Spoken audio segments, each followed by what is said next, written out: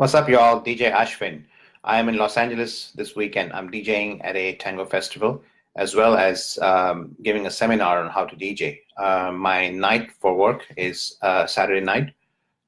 There's a lot of pressure because it's sort of the big night of the festival. And on Sunday, I'm giving a seminar on how to DJ. So it's going to cover a lot of the subjects that you and I talked about in this vlog, but it's also going to cover how to DJ, how to manage the flow, how to create tandas, that fit from one to the other or over a period of time, and some technical aspects on, how to psychologically connect with the crowd and to help them feel things that maybe they're not in touch with so much. So today I'm going to talk to you a little bit about Francisco Canaro. This is a popular Golden Age orchestra, and among many circles of teachers and dancers, it is not well known as an orchestra for dancing. It's not considered to be really popular.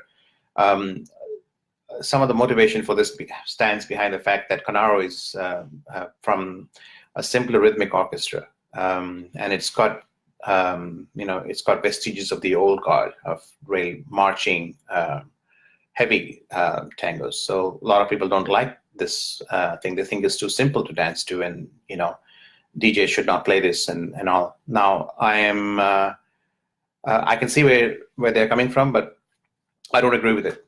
I think Canaro's music is easy to dance to. That's the reason why DJs should choose it more. At least I do. And many dancers like to dance something that they can connect with rhythmically first before they can explore the melodies or the harmonies. Now, people say that Canaro's music doesn't have too many melodies or harmonies. And now I'm only talking about the popular period of Canaro, which is essentially from the early 30s till about 39. That's when most of the well-known songs that Canaro played, that are by Canaro, played in the Milongas, are from that period. So in that, I would say that it's mostly rhythmically inclined, but I like Canaro because of his melodies.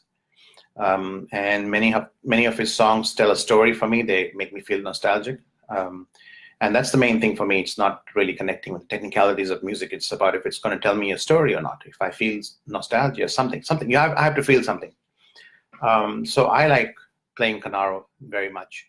Now, having said that, there have been Canaro was recorded the most in Golden Age history. I think he had about 3,700 numbers or something that were recorded.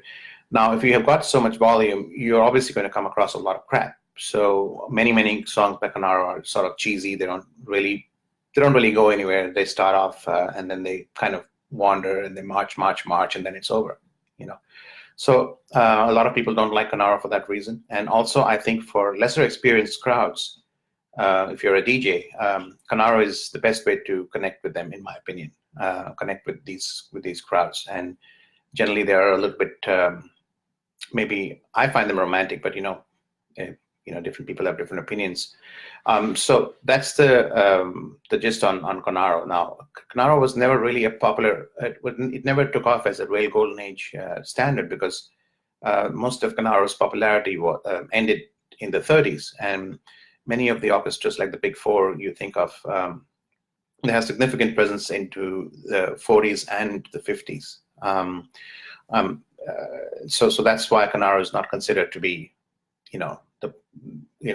the orchestra to go to. I've also been told by organizers, hey, what planet are you on? So that concludes the topic. Real quick, another thing I want to talk to you about is I was speaking to somebody in this festival, and they were talking about the vlog, and they were saying, hey, what happens when someone's playing like Sexteto Milonguero for I don't know, half an hour, one tanda after another, and or at least that's what they felt. I'm sure it was not the case. But the music is horrible, and the vocals are so they're hurting my ears. And what do I say? So for that, the patrons should talk to the organizer, the promoter of the Milonga, and the Milonga promoter has a duty to go and tell the DJ, listen, people aren't really connecting with this stuff. Would you mind changing the order? So, of course, there's this whole thing about DJs being the delicate genius, and nobody wants to touch them. And they are, this artist that has their interpretation.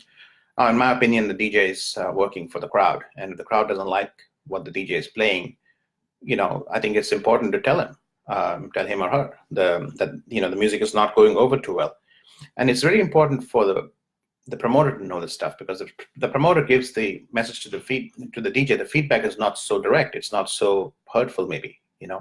At the same time, it gets the message across. So I'll see you later. DJ Ashwin out.